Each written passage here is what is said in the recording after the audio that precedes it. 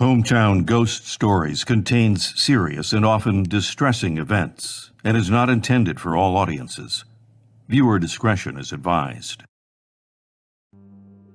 Shelley was making her rounds after all the vendors had packed up. It was her first time working a Paracon event at Penhurst Asylum, and she was pleased with how it went. It had been foggy and misty all day, but the late afternoon sun was beginning to peek through the clouds as it began to set. She approached the stairway leading down to the tunnel system when she saw Kyle, one of the security guards. He was huffing and puffing his way across the parking lot. His face was beet red, and he was sweating. "Everything okay?" Shelley asked. "Not really," Kyle snapped. He clicked the button on his walkie-talkie and said, "Copy that," into the receiver, even though nobody had said anything on the other end. "A couple of vendors were shooting a TikTok live video in the parking lot," he said, as if he were reporting a shooting in progress. "Is that a problem?" Shelley asked. He looked at her as if she had slapped him in the face and stuck a finger at her, inches from her face. "Not on my watch," he said, then clicked his walkie-talkie again and barked, 10-4, to absolutely nobody before marching down into the tunnel system. Shelley walked back to the tent area to help the team wrap up. After about 15 minutes, Cheryl walked up to her and asked her to go check the tunnels with her. Someone had reported hearing screams coming from down there. Shelley wanted no part of it, but wasn't going to let Cheryl go down there alone. The two descended the stairway with flashlights. All the lights had been shut off down there, except for the red glowing exit sign, and the old halls had a damp, dismal feel to them. "Hello?"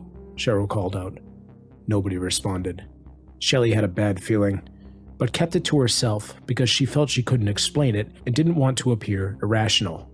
Just then, they heard a faint whimpering sound, like somebody crying. Shelley swept her flashlight towards the sound and saw a figure crouched in the corner. The two women screamed. So did the figure. It was Kyle. He was curled up in the corner with tears streaming down his face. "What the hell, Kyle?" Shelley cried, sounding more worried than relieved. Kyle pointed down the hall.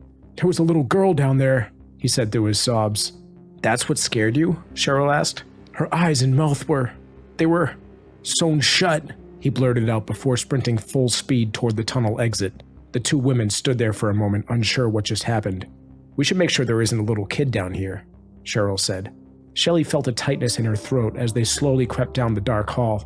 She knew of the hauntings and was even familiar with the reported sightings of this little girl ghost. She realized her hand had been shaking as she gripped her flashlight. She began to say she didn't think anyone was down there when she felt someone tug at her ponytail with unmistakable purpose. She yelped and whirled around expecting to see Cheryl, but quickly remembered that Cheryl had been half a pace in front of her and would have been unable to pull her hair. At that exact moment, Cheryl grabbed Shelley's arm and said, "Get out," before quickly hurrying back towards the tunnel entrance. Shelley glanced down the hall in the direction that Cheryl was now fleeing and saw a tall shadow slowly rising up, nearly reaching the ceiling. Shelley turned back and hurried after Cheryl. She didn't even look back as she heard the loud wailing and echoing through the tunnel behind her. 1903, the Pennsylvania legislature authorized the creation of what was then called the Eastern State Institution for the Feeble-Minded and Epileptic. A commission was organized to find the number and status of feeble-minded and epileptic people in the state and determine where they should go. They found that 1,146 people were in asylums and an additional 2,627 were in prisons, county care hospitals, and reformatories, and they too were in need of specialized institutional care. They built the first two buildings and split the patients into two groups, one for the educational and industrial department and one for the asylum department. The institution was originally built to accommodate around 500 inmates. The first buildings were constructed from 1903 to 1908 in Spring City, Pennsylvania. The first few buildings consisted of a girls' dining room, a boys' dining room, laundry and sewing, the teacher's home, a cottage for boys, the school, and the powerhouse. They would continue to add more and more buildings as the need for more room grew. In 1929, the assembly building was complete and functioned as a gym and auditorium. The following year, the first buildings on the upper campus were added, otherwise known as the female colony. Capitol Building was built after World War II along with Devon and the Horizon Hall, which would be built in the 1970s. There was also a director's house, a treatment plant, and a dairy farm on campus. The buildings were all made of red brick, terracotta, and granite trimmings. Each building was connected by fireproof tunnels with walkways on top of the tunnels used to transport residents. The buildings were designed to provide a large number of small rooms which would have 2 to 3 beds in each. There would also be small dormitories in each building which had 8 to 10 beds, as well as a large day room for exercise. A railroad led to Pennhurst Station, which was created to supply coal to the powerhouse. This was operational for decades, and the tracks are still visible under the pavement behind the Dietary in Devon Hall. This allowed boxcars to be brought directly to the main campus. Pennhurst opened its doors on November 23, 1908, and patient number 1 was admitted to the hospital. Within 4 years, with a new demand to admit immigrants, orphans, and criminals, Pennhurst was already overcrowded. In 1913, the legislature appointed a commission for the care of the feeble-minded, which stated that disabled people were unfit for citizenship and posed a menace to the peace. They recommended a program of custodial care. They felt that by sterilizing the disabled, this would prevent the intermixing of the genes of those imprisoned with the general population. Pennhurst's chief physician quoted Henry H. Goddard, a leading eugenist, as follows, quote, "Every feeble-minded person is a potential criminal. The general public, although more convinced today than ever before that it is a good thing to segregate the idiot or distinct imbecile, they have not yet been convinced as to the proper treatment of the defective delinquent, which is the brighter and more dangerous individual." End quote. In 1916, the Board of Trustees initiated a plan to increase the capacity of the institution by constructing the cottages. These were meant to segregate women from men to prevent pregnancies. Pennhurst was isolated from the rest of the public, and many didn't even know about the horrors that were going on, nestled away in the forest of Spring City. Pennhurst functioned almost completely independently from the rest of society. It had its own power plant, produced its own food, and its grounds were policed by its own staff. The entire facility virtually operated without any interaction with the surrounding community, and that seemed to be the way that the community preferred it at the time. Despite their actual age, all of the residents were referred to as children by the staff, even though the average age at Pennhurst was 36 in 1974. Patients at Pennhurst spent an average of 21 years of their life inside the hospital. In the 1960s, a TV reporter named Bill Baldini ran a 5-part documentary on Pennhurst State School and Hospital on Philadelphia's TV 10. It exposed the institution of the neglect and abuse of its patients. The series, titled "Suffer the Little Children," showed images of patients having their hands and feet tied to beds. Inmates were shown rocking back and forth, pacing and twitching. Many of these patients were severely disabled, either mentally or physically, or both, while others seemed completely lucid and coherent. These individuals became withdrawn because of the overstimulation of the senses and the loud, frightening, and filthy environment. One patient was asked what he would like most in the world, and his response was, quote, "To get out of Pennhurst." 2,800 patients, 900 over capacity, were locked away at Pennhurst, deprived of dignity and self-respect. These quote-unquote children, as they were called, were locked in cages and chained to beds.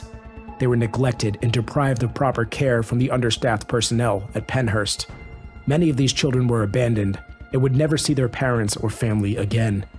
One of the more disturbing parts of the documentary was when one of the hospital physicians, literally named Dr. Fear, described how he dealt with a particularly vicious bully who had been acting out among the other inmates. The doctor admitted on camera that he had asked one of his colleagues which injection he could use on this patient to cause the most amount of discomfort without permanently injuring him. Then he proceeded to administer that injection to the patient. Dr. Fear admitted to deliberately attempting to lower a patient's dignity by housing him with the lower IQ patients as punishment. Bill interviewed a child named Johnny who was blindfolded in Q2 as punishment. Johnny spent his entire life at the hospital, and since being placed in Q2, he had been speaking less and less to the other patients, becoming more and more reclusive.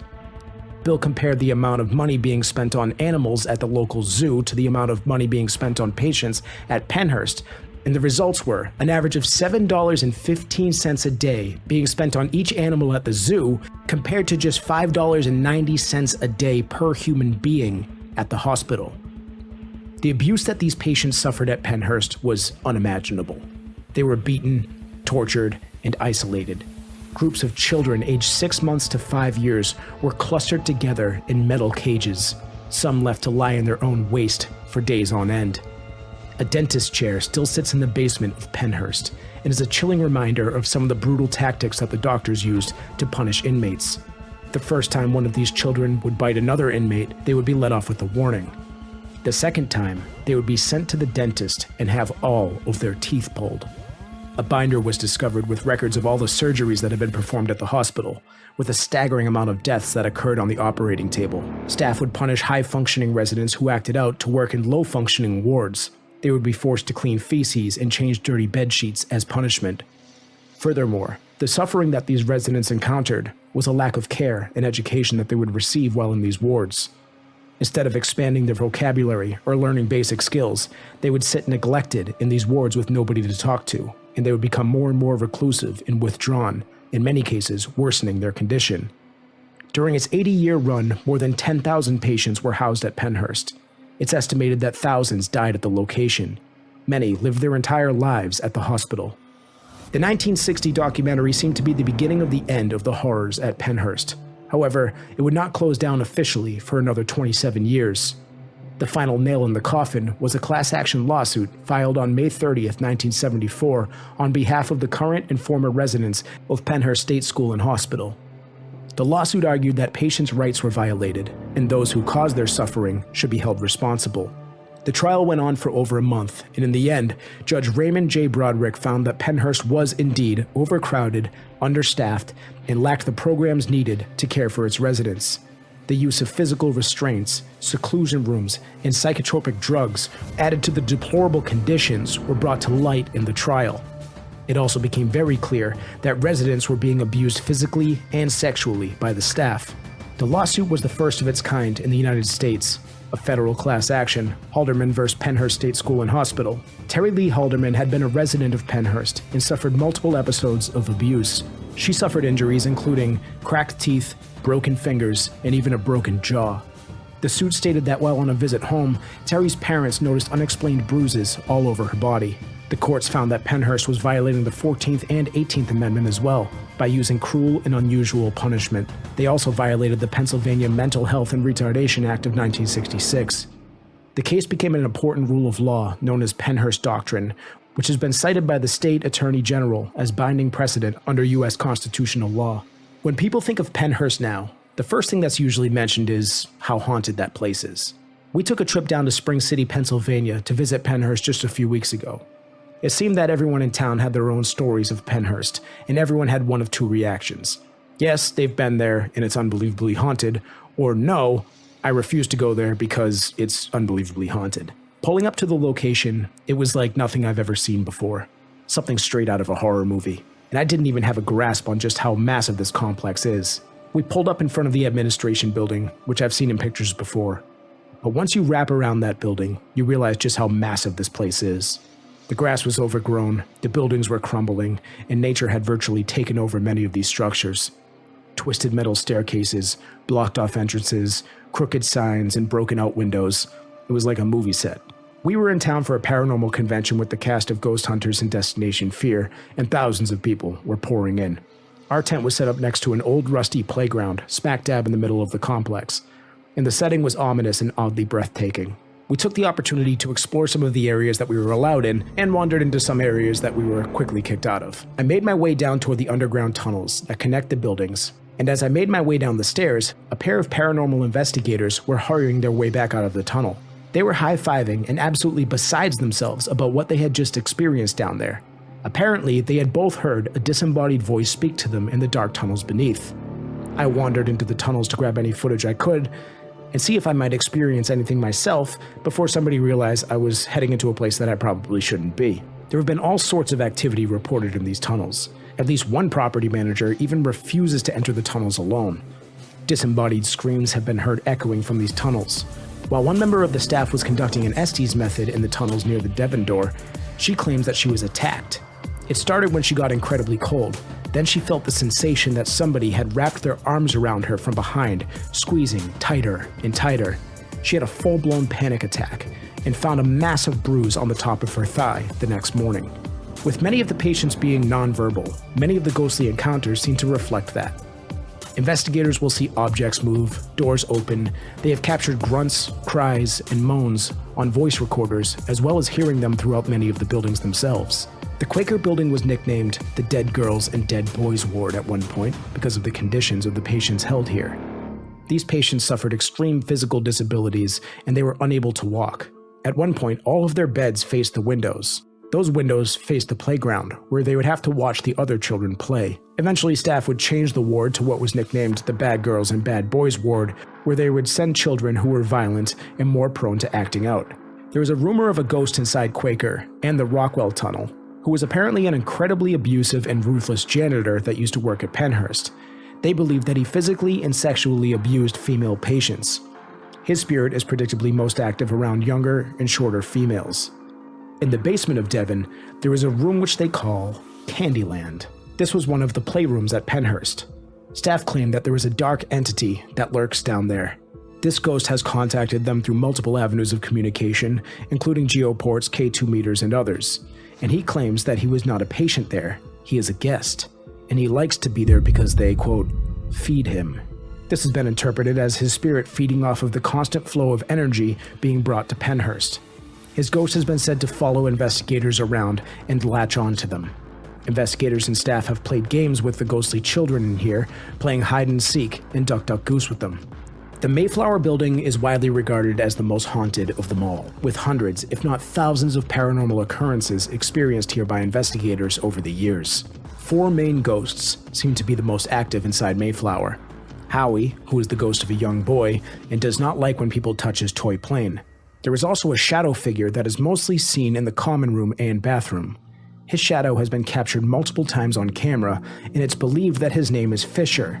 This name is written on one of the cell walls inside of Mayflower. The third is the ghost of a little girl who lurks on the 3rd floor, and the 4th is an evil entity believed to be the ghost of a nurse. Visitors have felt the sensation of being stabbed with what feels like a needle or a syringe while in Mayflower. The following is a direct quote from Tamara Lawrence from her book, Ghosts of Mayflower. Quote, "Then it happened. I jumped back into position, but didn't feel a wall. I felt what seemed to be a solid shoulder against my back, as if I had just backed into someone. Instantly, I froze. It felt like my husband was behind me. My shoulder felt numb pressure against it. People were coming up from below. Instinctively, I took 4 quick steps to the left side, just as they arrived.